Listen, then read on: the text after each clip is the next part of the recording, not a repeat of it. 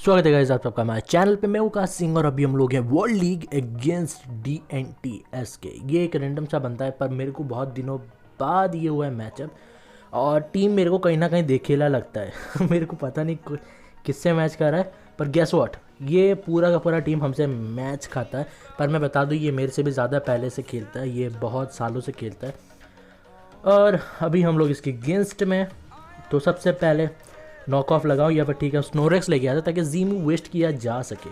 अब किसे पता भाई जीमू मारे ना मारे, ठीक है टॉन्ट मारा गया, कोई ना कोई मतलब उपाय जो है ढूंढना पड़ेगा टॉन्ट का। तो इसीलिए मैं जल्दी से ग्राउंड लेके आता हूँ, जीमू लगा के करते हैं मोबाइल को ख़त्म। एक बार अगर इसका मोबाइल ख़त्म हो जाए तो अदर देन जैगयार्ड मेरे को ज़्यादा कोई प्रॉब्लम दिखता नहीं है, बस हो फिशर ना हो, नहीं तो बाकी सब संभाल लेंगे हम लोग। अभी यहाँ पर क्रंच पड़ा, डिफेंस -1 हुआ है, मेरे को लग रहा है जीमू आएगा तो जल्दी से लेके आते हैं अपने स्नोरलैक्स को, क्योंकि वही है जो स्टील टाइप जीमूव झेल सकता है। डीएल का तो अभी है नहीं, तो इसी को करते हैं आगे। ये गया जीमूव, ठीक है अभी जीमूव मैं लगा देता हूँ, नहीं तो भाई क्रंच वगैरह कुछ आया ना तो 2 हिट्स में हमारा खेल ख़त्म हो जाएगा, इसीलिए मैं जीमूव लगा रहा हूँ। और आया कौन, टरानाटॉर। बैड चॉइस, बहुत ही गंदा चॉइस था। अब उसे शायद लग रहा होगा कि मैं मर्सला वगैरह मारूंगा, पर ऐसे कुछ हुआ नहीं। ये एक जीमूव पड़ा, दूसरा जीमूव है शायद एवकेन 2 है, तो हाँ दूसरा भी आएगा, तो मैं इसे खड़ा ही रखता हूँ। मतलब स्नोलैक्स इसके अगेंस्ट किसी काम का नहीं, तो जाने देते हैं एक्चुअली, तो जाए। और फायर पंच ये पहली बार देखा मैंने टरानोडोर पे, और ऑनेस्टली बताऊँ ये गंदा कॉम्बिनेशन है। इससे ज़्यादा अच्छा मैं आपको एडवाइस करता हूँ टॉन्ट रख के देखो, ज़्यादा मज़ा आएगा। मैं एक्चुअली बनाना चाहता हूँ, टॉन्ट डालना चाहता हूँ, पर उसके लिए मेरे को रीसेट करके जेड बनाना पड़ेगा, उसे टॉन्ट देना पड़ेगा, फिर उसको इवॉल्व करना पड़ेगा, मतलब रीसेट करके इवॉल्व करना पड़ेगा वाई में, और फिर इसे R2 बनाना पड़ेगा, इवेंट 2 करना पड़ेगा। तो ये बहुत ज़्यादा झंझट होगा, इसलिए मैं नहीं कर रहा हूँ। नहीं तो मैं अपने टरानटॉर को ज़रूर टॉन्ट देता। लिटरली गाइस तेज़ प्लस टॉन्ट बहुत सारे पोकेमॉन्स को मार पाएगा, पर स्लैथरॉक्स ज़्यादा इंपॉर्टेंट है कंपेयर टू टॉन्ट। तो अभी हम लोग भेजते हैं अपने ग्राउडन को, जीमू बचा है तो सोच रहे स्नोलैक्स पे ख़त्म कर दूँ, क्योंकि भाई ये तो काउंटर इस्तेमाल करता रहेगा। तो ये मैं लगा रहा हूँ जीमू, होप हिट हो जाए और स्नोलैक्स का खेल हो जाए ख़त्म।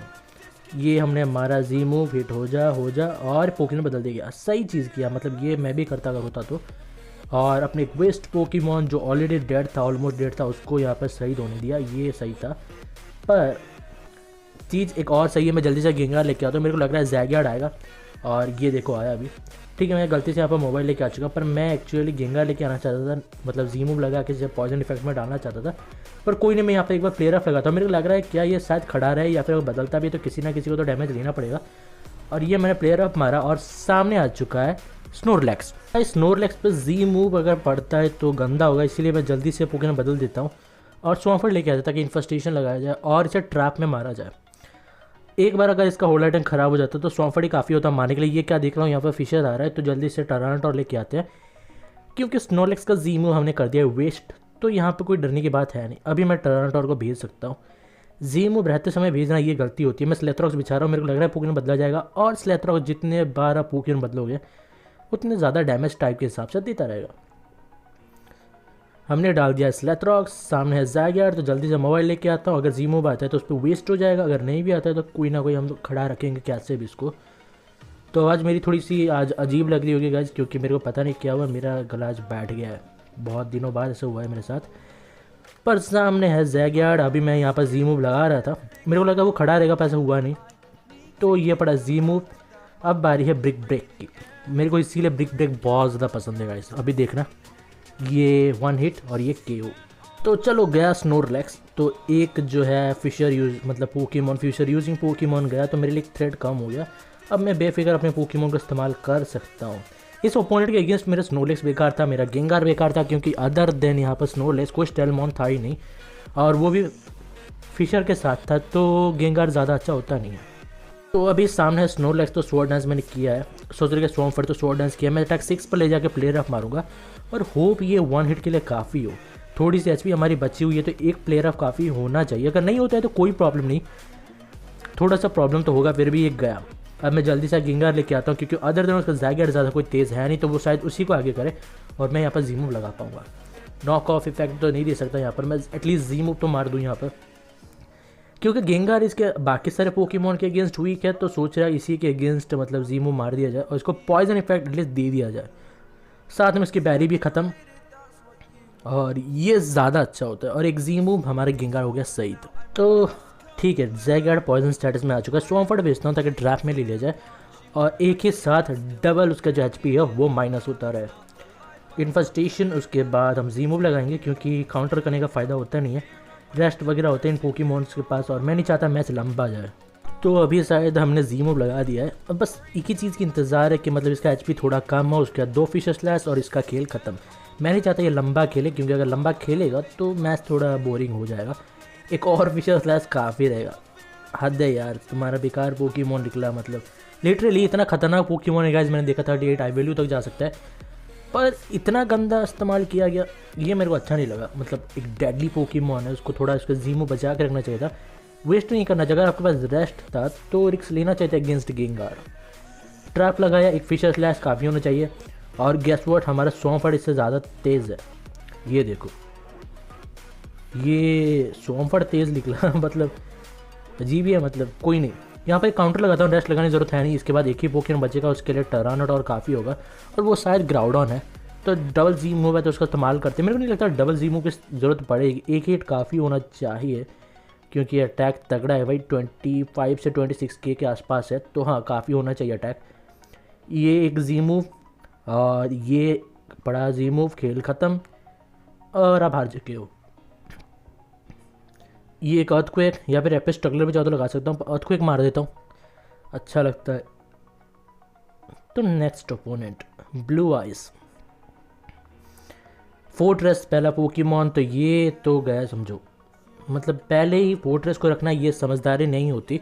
अगर आप फोर्ट्रेस यूज़र हो तो उसको एंड में रखा करो, ज़्यादा अच्छा रहता है, तब आप इसका इस्तेमाल कर पाओगे। नहीं तो हमेशा मैक्सिमम प्लेयर तो मतलब जो अपना सबसे कंफ्यूजिंग पोकेमॉन सामने रखते हैं, जैसे हमने गेंगा रखा हुआ है। तो ये ट्रैप में पड़ा तो ये गया भी। फिर से ब्लू आइज रिटर्न और शायद इस बार हो लड़ाई। अच्छा, मेरे को यहाँ पर लैंडोस देखने मिलता है और मेरे को पता लगता है कि क्या ये वर्थ पोकेमॉन है टीम में रखने लायक। बेसिकली तो होगा, तो ज़रूर मतलब आप देख सकते हो उसका अडेप्टेबिलिटी होता है। और ऑनेस्टली बताऊँ तो अर्थ को बहुत ज़्यादा डैमेज देगा।